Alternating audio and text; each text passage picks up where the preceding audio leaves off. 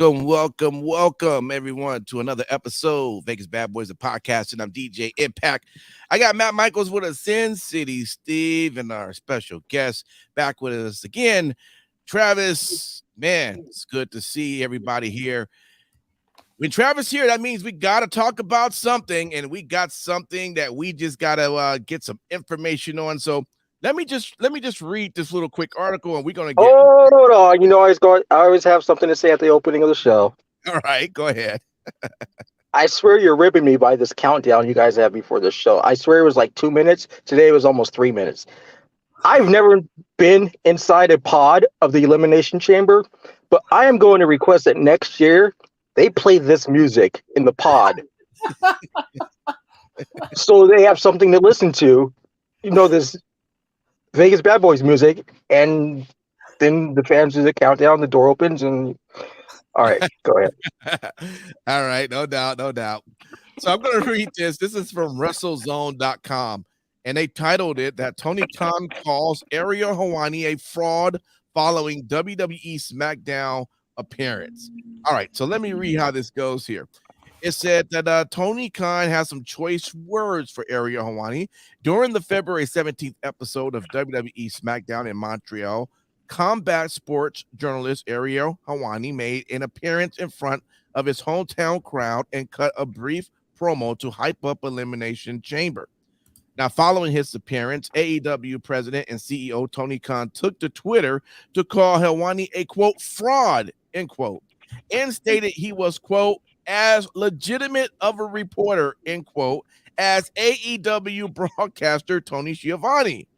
Now, Khan's tweet likely stems from Helwani stating that interviewing Khan in October was one of the, quote, most frustrating, end quote, interviews of his career. Helwani tried asking questions regarding CM Punk and the, quote, brawl out, end quote, situation, but Khan declined to comment and elaborate when asked about those topics. Helwani has since responded to Khan, quote, thanks for watching, old friend. Can't wait for our next chat, end quote, Helwani wrote. Quote, also, don't listen to the snowman, Schiavone. You're a legend in my books, end quote. All right. Man, let me jump right over to you then, Travis. What was going on with this entire tweet? Why is Tony Khan getting on the Twitter fingers coming after a journalist? Wow. The fascinating point is that the interview with Ariel Helwani, who I give you credit if you've actually pronounced his name correctly, even though you can't say Tony Schiavone, but well, different story. It's all good. I'm a work in progress. But you had Ariel Helwani down perfectly. I was shocked.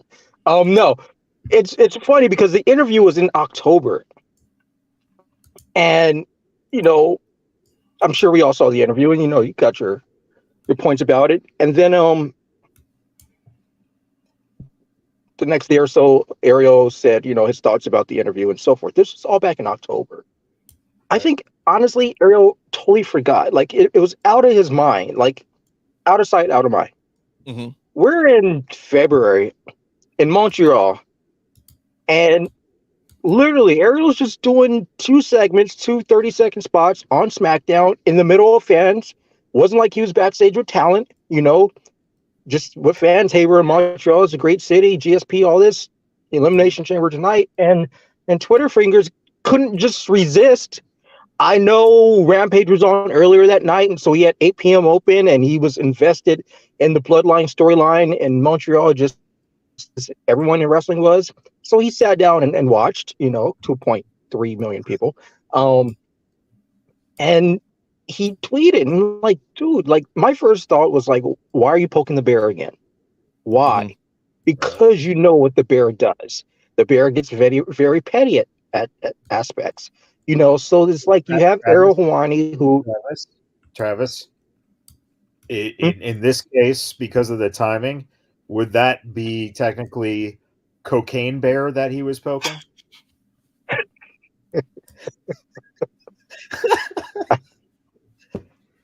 February 24th, ladies and gentlemen. I'm there I opening want to keep you weekend. guys on the. I want to keep you guys on the air, so I refuse to comment about any use of substances, certain organization. But no, so like he's poking the bear while the bear is at work. Like literally, Ariel's in the building getting a tweet from Tony Khan, and I think that's why he kind of went off he did the snowman reference. Then again, it was 10 degrees in Montreal that day. Schools were closed. There was a lot of snow, so maybe there was a snowman in the backstage area that he was just walking by. It is Montreal. So it's one of those things of like, if Tony didn't pick up his phone and tweet, we wouldn't be having this conversation right now. The internet wouldn't be having this conversation right now. The two biggest things out of this past weekend in Montreal were the main event of Elimination Chamber, and number two was Ariel and Tony Khan. And it was just like, he didn't have to tweet. He didn't have to poke Ariel. It's like, why, dude? Why start that? Why? You're not at the position right now of your company being that strong to start talking shit. When you only beat NXT by 140,000 people this week, you should probably be quiet, because it's no longer Raw and SmackDown versus Dynamite. We're at the point of where it's kind of AEW versus Dynamite, and we're getting to the point where it's just going to be Impact versus Dynamite. So it's like, just stop, dude. Like, stop poking the bear. And you saw what WWE did. It's like the next day. I didn't see the pre-show, but I guess what's the Rosenberg? Peter Rosenberg. The analyst. Yeah. So I guess Peter threw a shot at Tony Khan first, and then obviously everyone saw the shot that Michael Cole did during the broadcast of Elimination Chamber. So it's like, WWE got their digs in, just by on top of what Ariel tweeted. And it's like, so what's next? Is Tony just gonna be, in the ring this Wednesday and go off? Because I feel that he may. He does have a special announcement. Yeah, he's going to challenge Vince to a pay-per-view fight. Jesus. I wouldn't be shocked at this point. I really wouldn't be shocked. And it's like, why not? Why not? I mean, come on. It's I don't know. Like I said, this was totally avoidable. There is no reason. Let me play devil's advocate here. And this could be for any of you fellas, okay? If you want to hop in. Let's just say, for example,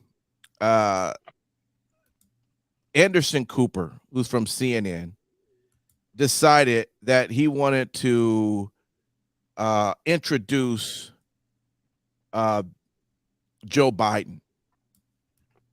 Would that be a critical statement to say that a journalist should not be doing an introduction in this manner when you have to stay sort of neutral? So in other words, what Tony Khan was saying maybe had a point for saying, hey, I'm playing devil's advocate here. You play your role into answering it. Okay. To say, hey, maybe a journalist shouldn't be at a WWE event hyping it up, because apparently then you maybe can't be critical about the company if they're doing something wrong. Could that be what Tony was doing? Has Tony looked on his payroll and looked what Meltzer and Alvarez says? I mean, it's, I mean, I've told you guys this before, and it's fact, Meltzer and Alvarez have been invited, to the Performance Center. And I forget what year we're in of the Performance Center, almost 10 years, and they still haven't gone. I just heard yesterday Brian's going down to the AEW pay-per-view in San Francisco, in 2 weeks. And it's like, and how many days are you coming to LA for WrestleMania? Just one? But you're making a 3-4 day trip to So it's like the bias is heavily on that side also, and I think that's what fans are saying. You know, do I agree as a legit journalist that Ariel is? Should the snowman comment been made? No. Was it hilarious? Of course it was, because we all know what he was alluding to. We all know. But like I said, I think it was just the wrong time for him for Ariel to look at his phone and see a tweet from Tony Khan. It's like, dude, I'm literally still in this building with all these fans. The show isn't over yet, and you're tweeting me because I just stood there and hyped up the show. You know, it's like, Yeah. I mean, what's the like Tony? Why is Tony all butthurt over this? You know, it's like Tony gets what, 30 minutes, whatever, 10 minutes, 15 on Busted Open each week. You know, so it's like, and I know LaGreca, you know, goes over to WWE and so forth. So it's like, hey, Ariel, good shit. I know we didn't have a great interview, but you're doing WWE stuff. Seems like you're open. Next time you run Canada or next time you're in the States and we're around, come do our show. You know, I'm sure Ariel would have been more than happy to do it. You know, so it's you know it's. But is it in a way, Travis, or even Steve, in a way, I feel like the point of this isn't that Ariel tweeted what he tweeted. It's that Tony Khan made this situation about himself. And there was no situation. Yeah, there was no situation. Yeah, I definitely agree with that. It was something that was better left undone. He didn't need to tweet that without question. It's something that needs to be said, regardless of what type of media it is. There will be some element of bias in that reporting, no matter what, and that's something that has to be stated right out from the beginning. But the fact that Tony Khan chose to take it personal, to a personal level with Ariel Helwani, I think that's where that crosses the line. I think that there were, you know, much better ways of handling it, but for whatever reason, Tony chose to, you know, go the most public route that would generate the most buzz. Thus, why we're talking about this. I think that, you know, both things can exist in the same reality. Yes, we can acknowledge that all reporters have some biases. That's how it is. Everybody has some biases on this planet. But there was no need for TK to take things personally like what he did, period. Yeah, like I said, like, you know, as you just said, he didn't need to, there was no reason for him to tweet. Exactly. None at all. He could have tweeted about the All-Star game. If he saw something on SmackDown he liked, he could have tweeted about that. You know, hey, I'm invested in this show this weekend. And like, yes, they're the opposition, but they've got a great storyline. But it's like, you really went out of your... I could see if Ariel was sitting down doing commentary the whole show, right, or if he was featured as a backstage interviewer the whole show, they didn't even let him in ringside. He was in the audience both times. He was just saying, hey, look how wild these fans are. They knew that they were going to have wild fans. It's Canada. It's Montreal. It's Sami Zayn. It's like they knew what they were getting into. I think they got more than they bargained for, at least on Fox, because, you know, that the audio for a while was, you know, kind of wonky. But, you know, it's like he just showed up. Like, come on. It's like, dude, Tony Khan, Tony Khan went to PWG as a fan. Right. So Ariel's a fan. He went to WWE. They were in his hometown. It's not like WWE's running Montreal again next month. This is probably the only time this year they're going to run Montreal. Yeah. You know, so it's like, of course he's going to show up. Why not? It's like he's. I mean, Nick Khan used to be his agent. You know, Nick Khan was Ariel Helwani's agent, so they're friends. So, like, your friend who used to be your agent's coming to town with the big show. Of course you're going to go. You know, this wasn't like, you know, oh, we're going to go to Montreal and make sure Ariel Helwani gets TV time. I probably think it was last minute. They probably asked him Thursday or Friday morning. Like, hey, just want to stand in and do this? Sure, why not? You know, no one thought bad of it. No one thought bad of it. No one on WWE side, Ariel Helwani side. It only became a situation when Tony Khan picked up his phone. That's all it was. This is basically Tony Khan's version of the DX invasion. Is tweeting to get some attention on the same night SmackDown's pulling in 2.3. Yeah, the new social media era of the DX invasion. It's like, yeah, honest. And you know, the funny part about it, and the sad, whatever you want to say, it's like Tony Khan totally ignored what happened earlier that morning. That was the same day that Mike Tyson came out. Was like, Tony Khan pays me a lot more, but my loyalty is to WWE. And to have a celebrity, a very well-known athlete, you know, one of the best boxers ever, to say, you know what, I got paid a lot by Tony Khan, but my loyalty is to Vince McMahon. That's where you should have had your PR team be like, yo, Mike, what's up? Like, what can we do? You know, you can do both. We're not going to, you know, if WWE wants to be petty and not use you because you're over here, that's their fault. But we're going to be cool if you work for us and then you go do something for them. But to not even acknowledge it, you know, that's what Tony should have been focused on that day, you know. And I've said it before, I think they have a very horrible PR team. Oh, yeah. You know, they're good at certain things. You know, unfortunately, some things that they're tremendous at happens to be when there's some tragic events. But as far as day-to-day operations on their PR department, it's night and day. It's night and day. Like, if the NBA All-Star Game is on the Turner Network, I think it was on TNT or whatever, why Luchasaurus, the Bucks, Kenny Omega, someone? Because the Miz showed up, you know. So why can't But Travis, like even if they're a guest coach, get your fucking roster out there to be shown. This is the network you're on. They wore those All-Star shirts to the ring in the first match on Dynamite. What the fuck was that match with the basketball and Rick Knox being a fucking referee? What the fuck? But I mean, it's the public relations. You know, it's like you're fighting a battle just in general as having a second company and trying to get the public to understand what those 3 letters AEW means. Because to most people, the only 3 letters in wrestling are WWE. You know, it's no different than people who claim they're MMA fans but only know the 3 letters of UFC.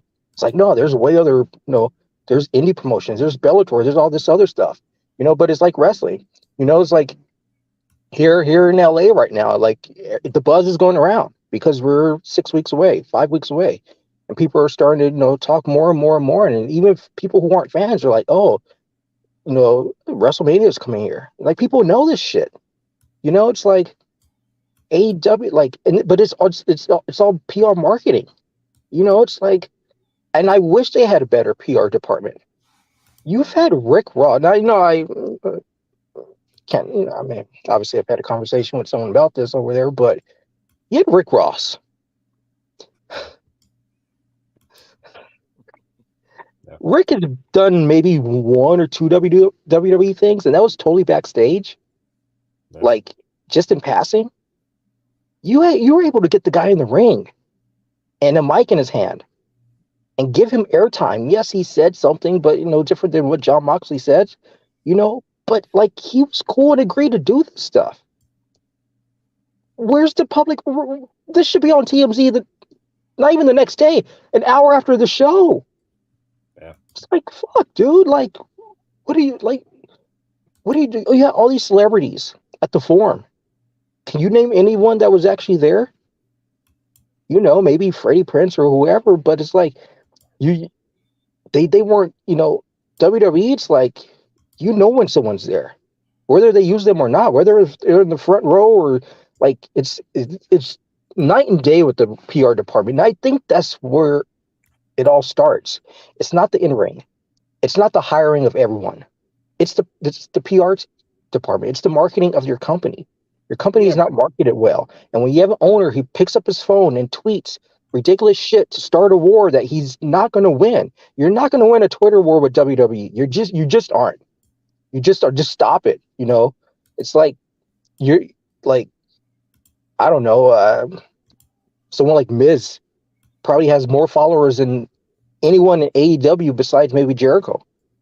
You know, I look at their following on Twitter. Their numbers are not growing.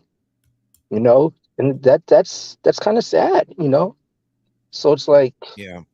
he brought it on himself, and he really shouldn't. There's no reason why we're having this conversation right. We shouldn't be having this conversation. And He you really shouldn't have tweeted. There's way other shit you need to worry about. You can't blame the PR department though. Like Freddie Prinze, like, I mean, they introduced him on TV as former WWE writer Freddie Prinze, which he's most famous for. So they did the right Did stuff. they? No, of course not. Oh, but that's what I assumed they would do. No, but but see, that's something they probably would have done, because every time, you know, I don't watch it all the time, but every time I got to hear about MJF, I always hear WWE. Like he's going out there putting over WWE, and it's like why, you know? And that brings like I off topic for a second, but so this last week there were two incidents during commercial breaks, one on Raw and one on Dynamite. The one with MJF, you know, he poured it during the commercial break. He poured his drink on a fan. He slapped a phone out of a fan's hand. You know, he went out there and talked about abortion. He said "fuck," you know, and all that stuff. And it's like, for what? You're in a commercial break. Do you really, like? Are you not that? You have to go out there and pour a drink on a fan and slap someone's phone? You know what I mean? Like, go ahead and slap the phone out of my hand, and let's see what happens. You know, it's like, you have to do all that just for what? To get over it, because you really aren't over, you know? And then on the WWE side, you had Miz, who took a stunner right before the commercial, laid in the ring. They were trying to, you know, clean up the Miz TV set. He's still laying there. They roll the carpet over him. And it's all like comedy, but it's like, it's night and day, because it's like, he didn't have to get up and curse the fans out or anything like that. Or like, he just laid there, you know, and let the ring crew do whatever they got to do around his dead body, you know. And it's like, it just shows like why someone like him, the Miz, gets sent to all these media things. And like, if I'm a executive or whatever, and I'm having some type of media event, why do I want your fucking champion out here who's fucking saying fuck and talking about abortion, you know, and always puts over WWE? Let me go over to WWE and say, like, obviously you guys are the big guys, because that other guy who's the champion is talking about you guys. You know, it's like, we'll do a different show on that though. Back on topic, I'm sorry. But that's it. That's part of the PR department too. It's like, yo, dude, like, come on. Well, let me ask you, man, while we got you here, there was one other thing we wanted to talk about, and it was the Dave Meltzer and Brian Alvarez, I guess, their take on how the match should have ended at Elimination Chamber with Roman Reigns and Sami Zayn. Apparently, they were saying that Sami Zayn should have won this match. It doesn't make sense as to why they didn't win. What's your take, man, when you hear this? Because I kind of had mentioned this earlier. I thought WWE did a very good job in terms of how they came about this story, and I thought they did a good job coming to its conclusion. You know, and in terms of, you know, how they told the story with this, it was no reason why Sami Zayn should have won that. It's absolutely ridiculous. I don't even know where they're even coming. They're almost acting like that they're not fans of this business. I mean, they're not fans of sports entertainment. They're fans of pro wrestling, kicks and flips and Tokyo domes. You know, it's like, I mean, it's ridiculous. No, I had a long text conversation with Brian a few hours ago. I was like, dude, like, I respect you, but you guys were just two fucking clowns last night. That was ridiculous. You know, WWE's invested in Roman Reigns in over 900 days. They got to a point where they literally got the whole industry to sit and literally watch what they did last night because everyone was invested into this storyline. You know, um, I mean, it was all, it's building to the right thing.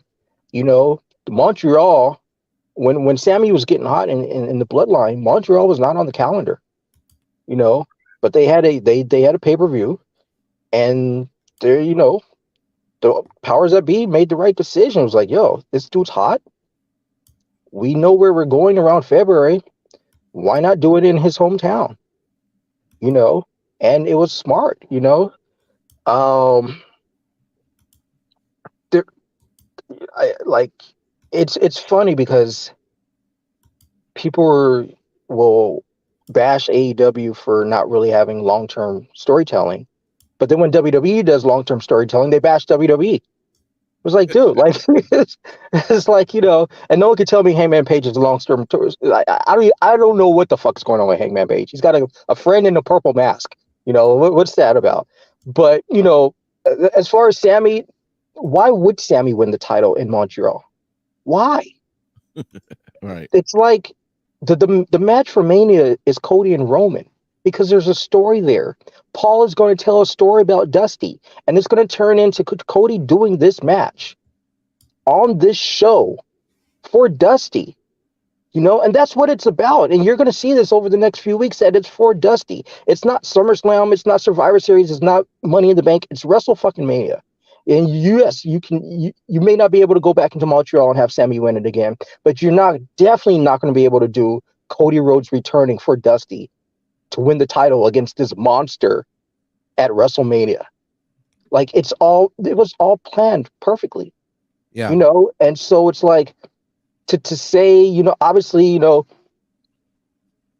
Brian was like, well, Sammy should have won, and then, he could have lost it to Roman in a few weeks. I'm like, you're making Sammy look like an idiot then.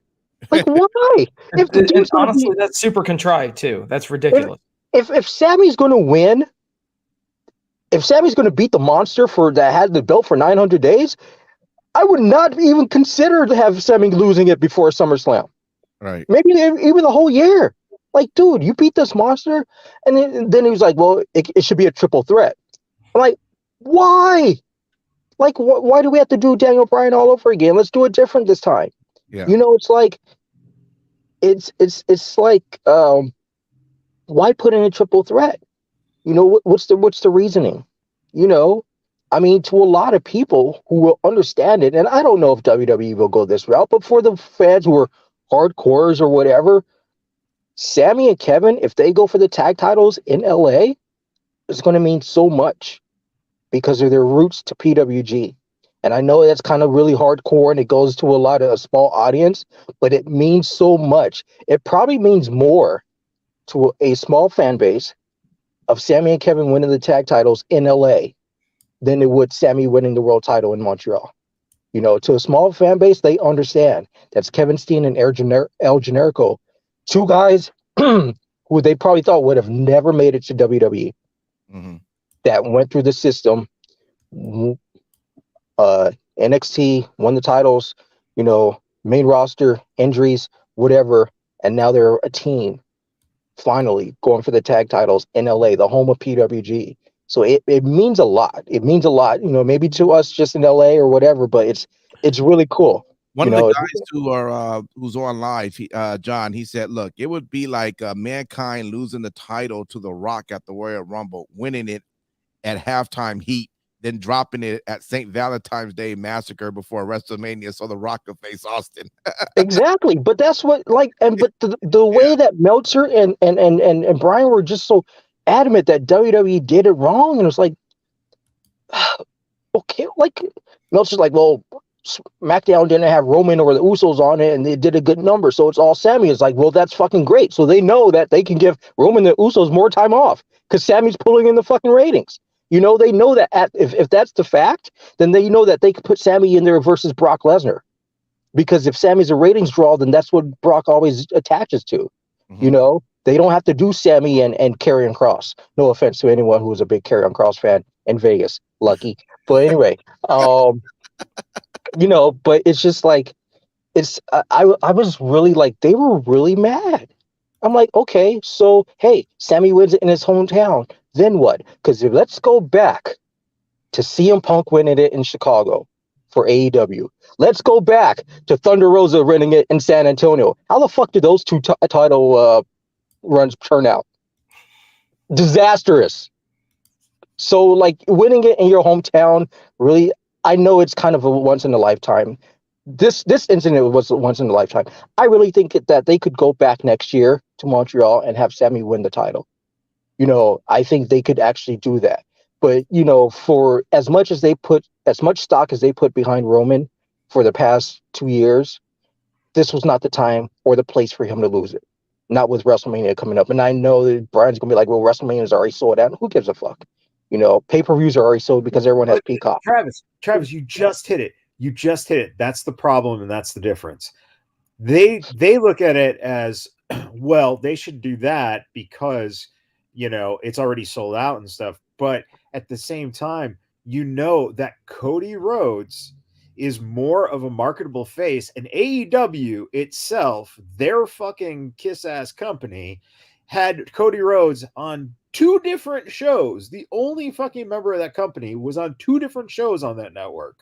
So why wouldn't you put a guy like Cody Rhodes in a main event with Roman Reigns at a Hollywood WrestleMania? Sami Zayn is not a transcendent person right now. He does not transcend the industry. Cody Rhodes fucking does. Yep. Yeah, especially because we all know who's going to be at WrestleMania as far as attendance-wise. It's all these Hollywood execs out here, all of them. And Cody and Brandy, I believe, have a show in the works. And I've said it before. They are, people may not want to hear it, but they are kind of like the couple in wrestling right now.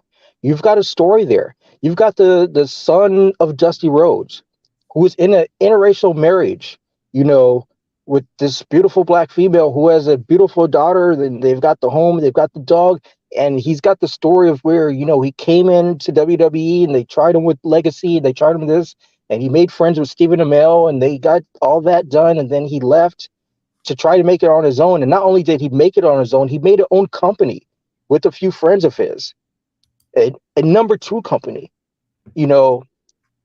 that for a while was really helping people out financially by signing them, while Cody was there. And then things just went whatever, and Cody's back. That's a fucking Hollywood story right there. It really is. And, there's TV execs they're going to meet Cody, win, lose, or draw, they're going to be out here and they're going to meet Cody, and they're going to realize that he has some type of charm. It's like there's a lot there, and like I said, a lot of the story is going to be built around the Rhodes family. And, I think we all know, pretty sure the Rhodes family is going to be there, whether Dustin could be shown on TV or not. That's, day of decision. But we all know. If he blades himself, then we can't tell his face anyway. So it's all well, he'll probably just show up at Goldust. That way they could say Goldust was there, not Dustin Rhodes. But it's a lot. Thank God that they're not going to follow too much in Dustin's footsteps, because the one WrestleMania in SoCal was the Hollywood Backlot Brawl, and I for sure don't want to see Cody and Roman in a golf cart going down the streets of the Fox lot, down Pico across the Sepulveda, heading into Burbank to the Peacock NBC Center. That would have been funny though. Indeed. But no, it was set for Cody. Forget how the booking was. Forget what we know about the booking and so forth. Cody's is the person, and if he's not, I'm sure they have a reason why. But we'll find out at WrestleMania. But and no offense to Sammy, like I said, I was at PWG when El Generico was there, and he was cool. And Sammy's a great. It was a story tale. It was this fairy tale storyline this weekend. How many times are we actually going to see this? I don't know if it's biased. I did see Punk debut on Rampage in Chicago. I personally think the Sammy thing this weekend was a little bit bigger. you know. So that's just my opinion. I know people think otherwise, but I think it was just a little bit bigger, you know. The Canadian beer is a little bit stronger, so maybe you could blame that, but you know, otherwise. All right, man. Well, look, good stuff on that. We'll have to see how all this plays out at WrestleMania, which will be coming up in 6 or 5 weeks, and I'm 5 weeks. I'm doing my best right now to get a ticket from a scalper, so we'll see how that works. Oh wow. Good luck with that. But you know, I mean, he's not going through a ticket agency either. He's literally going to be going to a scalper. That's right. Exactly. Excuse me, sir. You got 2? Oh man.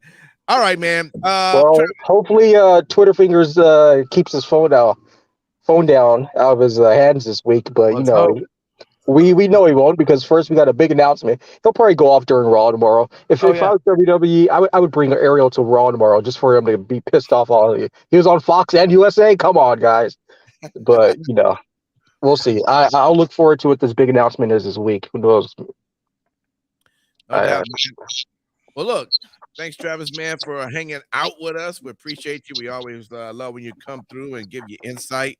And we'll probably have you on soon again, because there's always something going on that you want to know what's happening. So that it's been a pleasure, and I am going to end this call, and I'm immediately going to send an email to the Titan Towers. Elimination Chamber 2024. We need this music in the chamber here. There you go. We appreciate it, man. All right, I'll catch you guys later. All right, y'all take care. Thanks for y'all hanging out. Peace out.